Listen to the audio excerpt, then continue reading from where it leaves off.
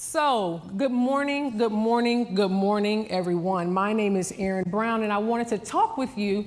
I'm not here to talk about fintech per se. I'm here to talk about the principles of diversity, equity, inclusion, and accessibility, and why these principles are important, especially in the spaces in which we operate, to optimize what we do, strengthen what we do. And so I want to thank the Interledger Foundation for allowing me to come to this summit to talk about a topic about which I am super passionate. At USAID, United States Agency for International Development, I actually helped to stand up the DEIA program, and this DEIA program was across the 5 Ps, meaning that we wanted to, and I will talk about the 5 Ps a little bit later, but you know, the 5 Ps are people, policy, practices, programs, and partnerships, because DEIA is not an internal thing. It's not something that's nice to do. It is not just a moral imperative. It's good business, point blank.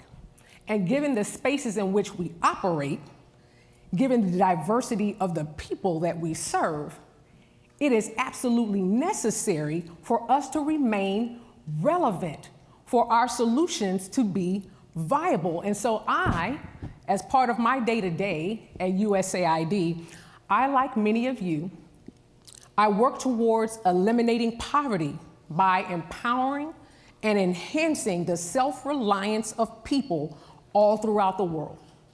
I'm going to repeat that, because this is what we all do in some way, shape, form, or fashion. We work towards eliminating extreme poverty by empowering and enhancing the self-reliance of people all throughout the world. That is one of the most powerful purposes that anybody could ever have. And so for all of that, and since all of us are engaged in that, can we all give ourselves a round of applause?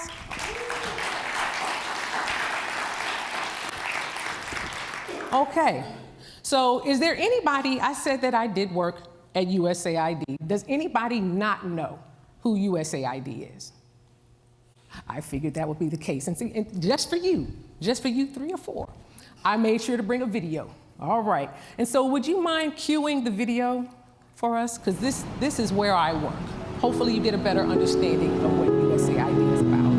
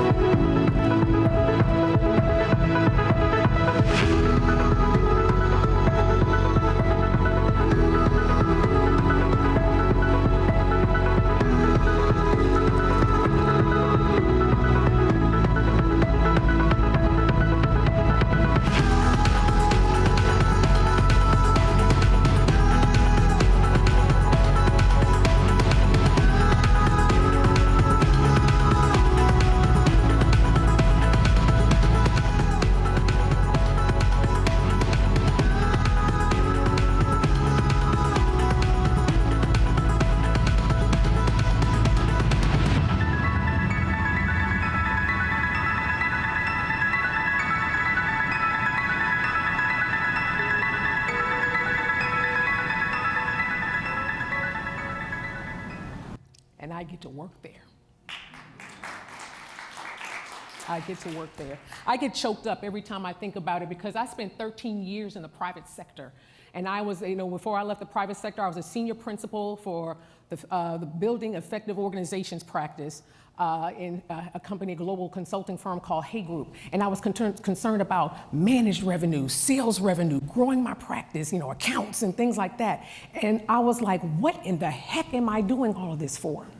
And that's when I decided to make a change and actually go to USAID, where what I do on a day-to-day has purpose and has meaning. And so just to explain a little bit more about what USAID does, and this is important because diversity, equity, inclusion, and accessibility, if you understand, we work on 5 continents. We have presence, our programming presence is in over 100 countries. We have missions in 86 countries around the world. That means that who we need to serve and the diversity of what it is that they need, it is crucial for us to incorporate diversity, equity, inclusion, and accessibility within our operations. And if it's important to us, then given the fact that you operate in these same spaces and you're trying to deliver solutions to these same people, then it should be just as important to you. So USAID, as you could see, we are basically the lead foreign assistance agency for USAID. And so what is foreign assistance? That is the aid that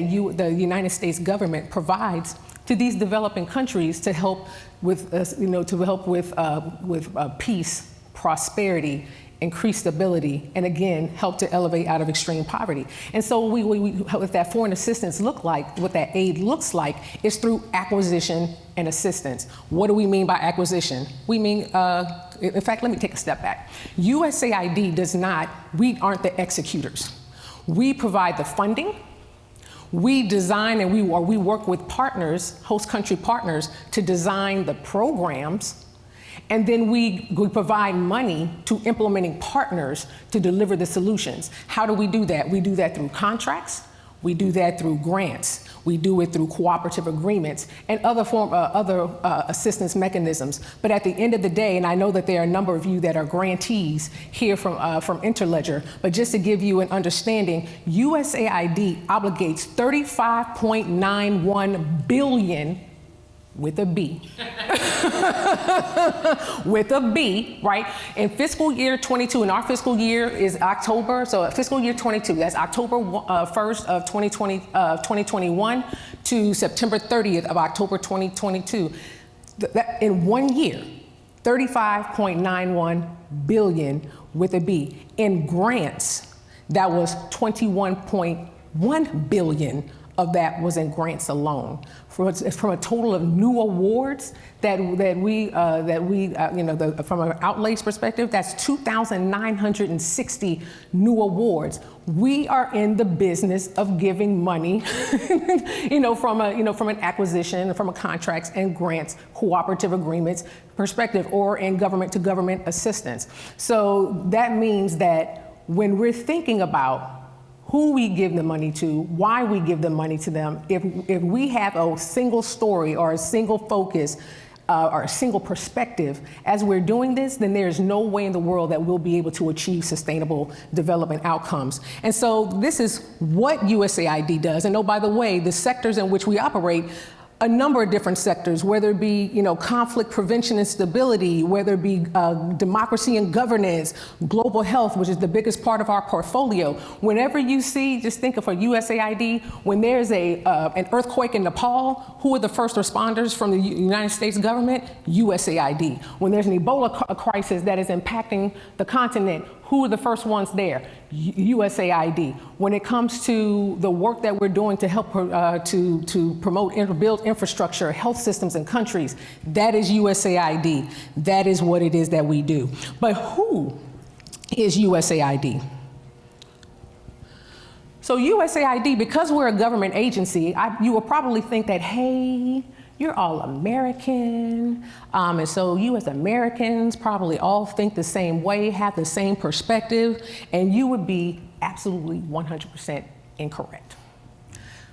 The United States citizens, we are the minority of USAID. The majority of our workforce of over 10,000 are actually what we used to call them foreign service nationals. We now call them cooperating country nationals. That means that they're the citizens of the countries in which we operate. That is the majority of our presence at our agency. So if any agency needed to get diversity, equity, inclusion, and accessibility right, it needed to be us. It had to be us. And not just because we need them to be bodies and seats. We needed them involved in helping us to design our programs. We needed them involved in order to help make decisions. So in this workforce, again, of over 10,000, the minority of us are civil service, those of us that are back in Washington, D.C. Then we have an equal amount of foreign service officers, just like a State Department, foreign service officers that are in posts and rotate in their different posts in our 86 missions. And then we have a number of contractors. And so again, because we have a diversity of hiring mechanisms, meaning actual government employees, contractor staff, because we have a diversity in the race, ethnicity, a tribe, et cetera, that as far as racial, ethnic makeup, because we have from a gender perspective, because of all the diversity of which I'm just speaking, it was crucial in order for us to put ourselves in a situation where we would achieve sustainable outcomes for us to focus on diversity, equity, inclusion, and accessibility. But USAID has been around since 1961. And our ability to be able to achieve outcomes has been spotty at best. Our ability to, and the diversity of our staff has been spotty at best. I believe that we've achieved outcomes. I believe that the different perspectives that will allow us to achieve those outcomes has been spotty at best. And even government oversight agencies have told us, y'all have had some mixed results. For the past, 20 or so years, y'all have had some mixed results in what you have been able to achieve from a diversity perspective, which means that what we were doing, we were not being intentional. So, before I keep talking about diversity, equity, inclusion, and accessibility, I recognize that definitions matter. Words matter. And we have to, if we're truly going to make progress in diversity, equity, and inclusion, and accessibility, we need to first be on the same page as to what they are. Don't worry, I'm not going to read that. I'm not, if you want to read it, knock yourself out. It gives you something to keep your eyes focused on as you're waking up from last night's revelry. But I do want to be able to at least talk about what they are and why they're important. And so diversity. What do I mean when I say diversity? I mean, what are the myriad of differing perspectives that I bring to the table when I am making decisions, when I am executing agency operations? What are the diversity of the perspectives? And that will be based upon the identities of the people that I have in the room. And identity is a powerful thing. And the reason why diversity is so important is because of identity. What you see about me is that I'm Black. That's all you know. You don't know there are 12 levels or 12 dimensions of identity for any one individual person. So that means you can't assume anything about what I may believe or what I might decide or what I might do. What you can do is make sure I am in the room in order to provide my perspective, because identity, and why it's so important, is that identity, your identity, whether you know it or not, explicitly or implicitly, informs how you see the world, how you perceive, how you receive information. We call it ladders of inference, right? When you receive information and you interpret information, that is based upon and shaped by your identity. So when I talked about those multi-dimensions, here are other things of my identity. I am Black.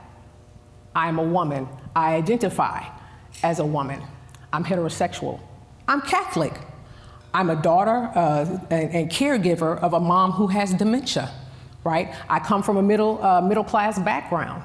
I am educated. I have 2 master's degrees. So there are multiple things about my identity that inform how I do, how I see, and how I maneuver in the world. So you would think that if everybody in the world has those same dimensions of their identity, and you need to be able to capture all the different perspectives of those people, it would behoove you, don't you, to have people representing different identities, as you are not only gaining input for the decisions, but you are actually making the decisions. And I'll let you know, at USAID, when I first got there in 2012, Jenny Barahona over there in the back will be able to tell you, if you pulled up the leadership page to look at the diversity of our leadership, it looks way different now than it did then.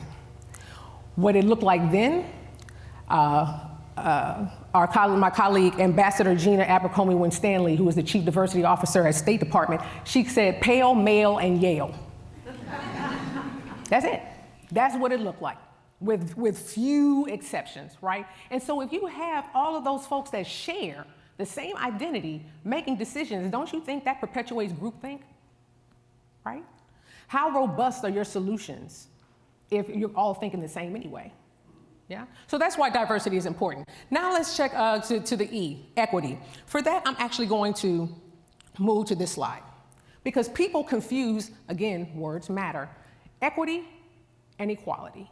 They are not the same, okay? So can anybody in the room just look at that and be able to tell me what is the difference between equity and equality and why it's important for us to focus on both? Yes, ma'am.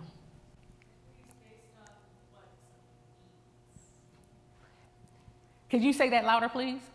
Equity is based on what somebody needs. So that is correct. It is based on what someone needs. What else do you notice about this picture? Yes. That was a sight about the face.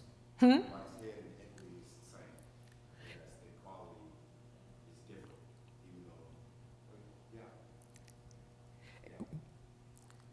even though, I appreciate that. I am focused on the input when I'm focused on equality, right? I am focused on the fact that, I want to make sure that all the kids are able to stand on something to prop them up in order for them to see the game.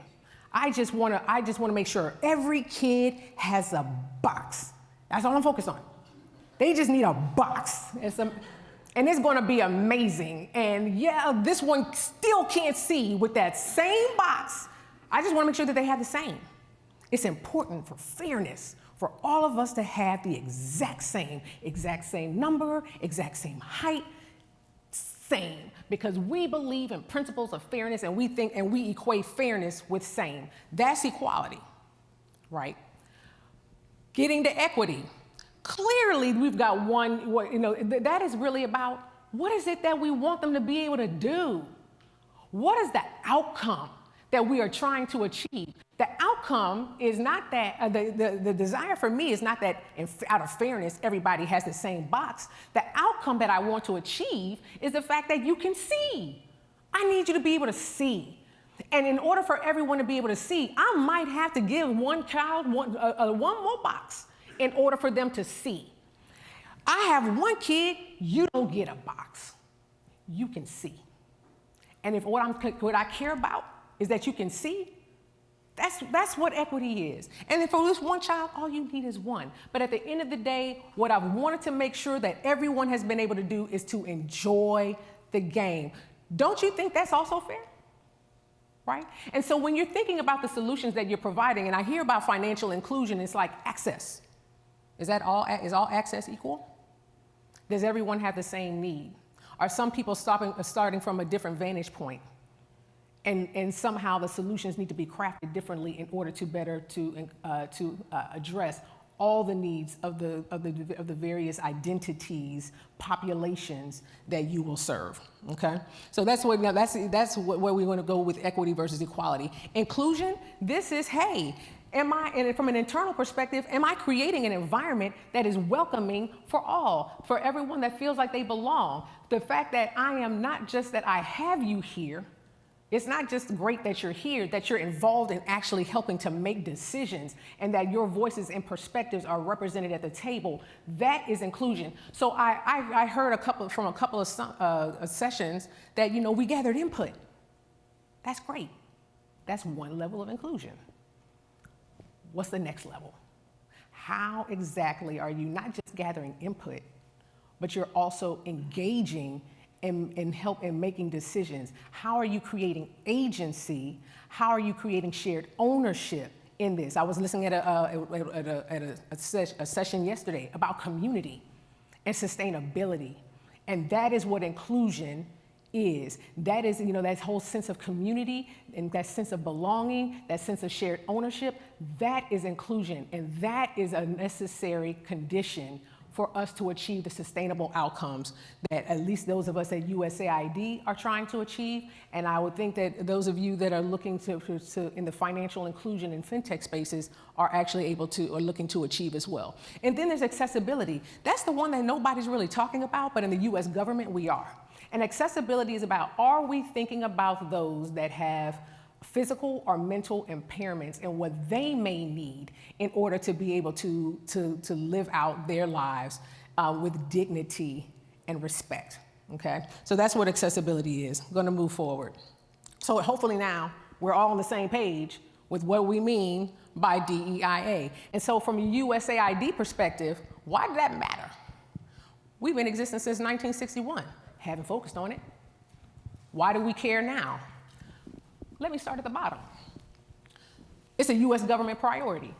For those of you that are US citizens, you may not have known that as a federal government, the policy priorities of the president, in this case, the Biden-Harris administration, they lay those out for us. Our marching orders are from these various, what we call executive directives. So they're executive orders, presidential memoranda that let us know this is the policy priority of the United States. The policy priority of the United States, based on 13, not one, not two, 13 various executive directives, executive orders, presidential memoranda, national security memoranda that said it's a national security imperative for us to diversify our national security workforce. There are 13 that tell us that diversity, equity, inclusion, and accessibility is important. So if you didn't know, now you know.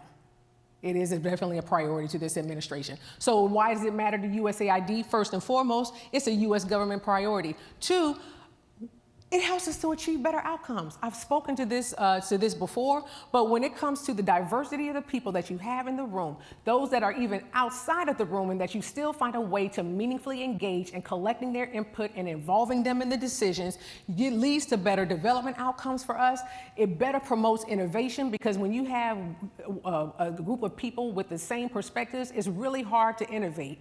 Because at the end of the day, you don't have the felt experiences, the lived experiences of those who you are helping to serve.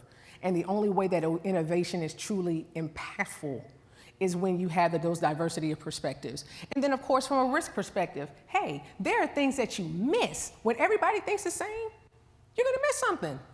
You're going to miss something. And so that is what that introduces risk into our day-to-day operations. And so it's also from a risk mitigation perspective, that is why it's all important to us at USAID. But I guess the question is, why should it matter to you? I hope that at least some of what I've been sharing kind of speaks to why it should matter to you. But just in case I need to make it clear. So there are benefits to diversity and inclusion in this fintech space. You know, if the financial inclusion and fintech sectors are more diverse, then you will inherently be able to understand the financial needs and aspirations of underserved communities, which will increase the likelihood that financial services that are developed actually meet the needs of those communities. From a situation where we have more useful, equitable services to the underserved, whether we work with consumer advocacy groups, universities, industry actors, or the public sector like USAID, you can better ensure that the tech-enabled financial services being designed and distributed to underserved communities actually meet their needs and advance positive financial well-being outcomes, not just access for access sake, but better financial well-being outcomes. It gets to that whole equity versus equality thing. What are we really here for, right? And what we're really here for, and what the goal is that we're trying to achieve, what we do from it to advance equity perspective will be different. And that's why it is optimal for us to align on what it is that we want from an outcome perspective. But it also is that if we identify mismatches between what a service promises and the impact that it actually has, we can invest resources to revisit the service features, the business model underlying the service, or even the assumptions that led to the service being offered to underserved communities in the first place. And when I talk about those assumptions that led to the service being offered in the first place, that's where bias can come in. Bias is a powerful thing. Bias is not a good or bad thing. Bias is. That's it. It just is. We all have it. All it is a preference that we have towards one thing or another. And it's based upon Identity, lived experiences. And so that's why we want to be inclusive, because we've got blind spots. Those biases that lead to our preferences lead to blind spots. And if we have those blind spots, wouldn't you want to know what, don't you want to, it's like, when you're in the military, someone's like, have my six, have my back, see things that I can't see. See things that I can't see. That's all that it means. And that is one of the reasons why DEIA should matter to you, so that you can see, you can put people around you that can help you see what you can't see. That doesn't mean that you're not awesome and amazing and a subject matter expert or whatever. It just means that you have a blind spot.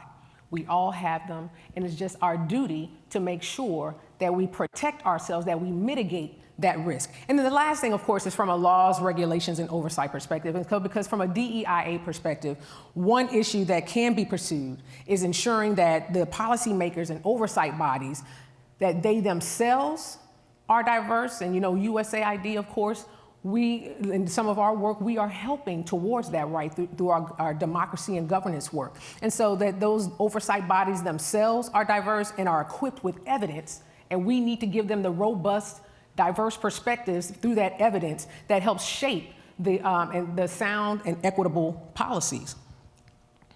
Okay, so it's like, okay, Erin, all right, so DEIA is important now all of a sudden to USAID. So how did you do it? So for those of us that have organizations, and we're all in an organization, right? And let's say that we've heard this and we think that DEIA and my organization and enhancing, optimizing DEIA and my organization is important. Then how do you do it? And so when I had to build the DEIA program at USAID, I was like, you know what? Here's what we're not going to do.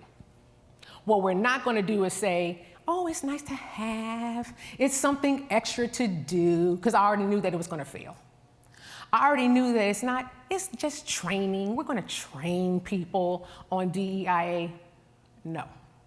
If it is not, because because part of my background as, organizational change, continuous process improvement, I'm a business optimizer. That is what I do. I help organizations achieve the outcomes that they are trying to achieve and moving from point A to point B. That's what I do. And I knew when they asked me to help build a DEIA program at USAID, what you're not going to do is have me sitting there and telling people what you need to do is take training.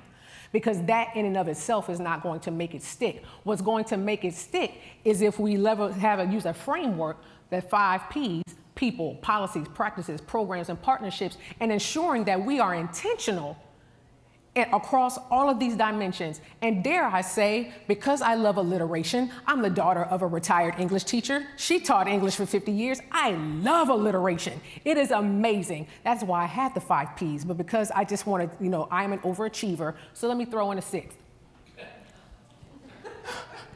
Come on now. You're like, Erin, come on, 5, and isn't 5 enough? Thank you. Principles. And why did I throw in principles? Principles are based on your values. Values is a part of what? It's your culture. It's the culture of your organization. It is your shared values. It's not just about what leaders think. It's your shared values that you promote or perpetuate as an organization that basically form the culture of that organization. So I'm going to throw P, the 6 P. Principles is not on there, but it needs to be. And so this is just, I just got, hey, I need a 6 P. Let me throw this up there. But it's the truth. From an organizational perspective, it is the truth, because culture drives everything that we do. It is permeated across the operations. And one thing that I needed to make sure happened, and not to mention the fact that I knew it, but also the Biden-Harris administration expected it, was that I was going to not just think about DEIA internally, but I was also going to think about how do I diversify the partner base? How is it that I am including local voices in the programs that we design? And oh, by the way, from a program perspective, starting at the strategy, the country strategy, who am I engaging? Who's in the room when we're setting the strategy that drives the programs in the first place, right? So what we have to do now is step back and say, we say it's something that's good to have, but what are we doing in order to actually focus on people, policies and practices, programs, partnerships, and principles, right? And so from a people perspective, we're thinking about how do we across the employee life cycle, so how I recruit, how I hire, how I retain these diverse voices. That's the people part. That's the internal part, right? And so I'm happy to say that USAID, we had one of the most diverse foreign service officer classes last year than we've ever had. Over 40%, I think 42% of them were actually from underrepresented groups at USAID. That's amazing. That has never happened before. But that was, why did we do that? That was intentional focus. There were things that we intentionally did in order for us to achieve that particular outcome. When it comes to our policies and practices, and I know it doesn't go with my whole alliteration thing, but strategies too. It's an S, but go with me, right? It's S, but strategies is important too. So the idea of the policies, practices, and strategies that we have as an organization, how have we deliberately infused inclusion into our policies and our practices? It's not just enough to say we have training. I need to know that from an operational policy perspective, which governs how we do business at USAID, that we have invested in examining equity in our policies, in our practices, and our strategies. And now we're at a point that when our changes in policy, practice, or strategy go up to our administrator of USAID, she will kick it back. And she's like, oh, I didn't see the implications from a diversity, equity, and inclusion perspective. Erin, can you opine on that?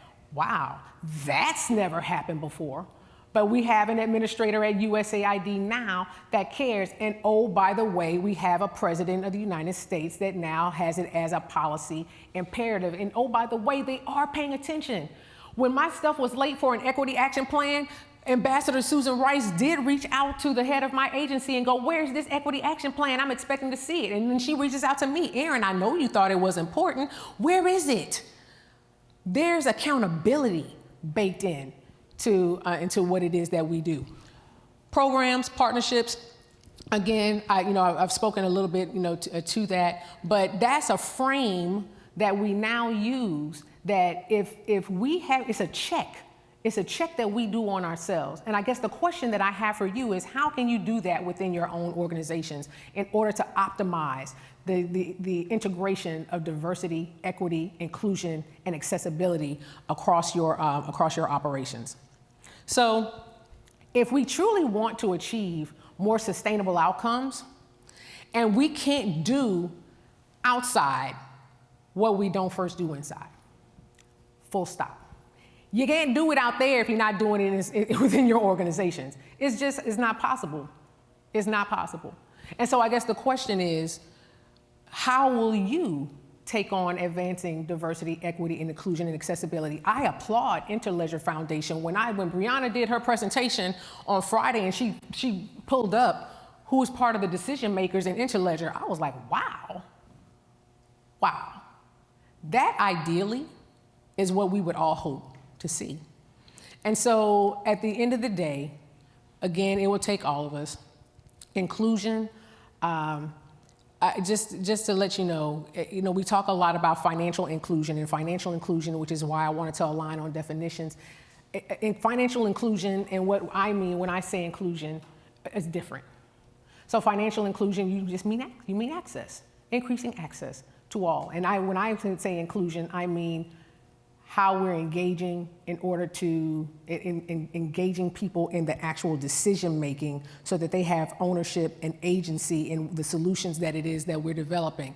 Because just having access is not enough. If we want sustainable outcomes, we need to be able to focus on inclusion.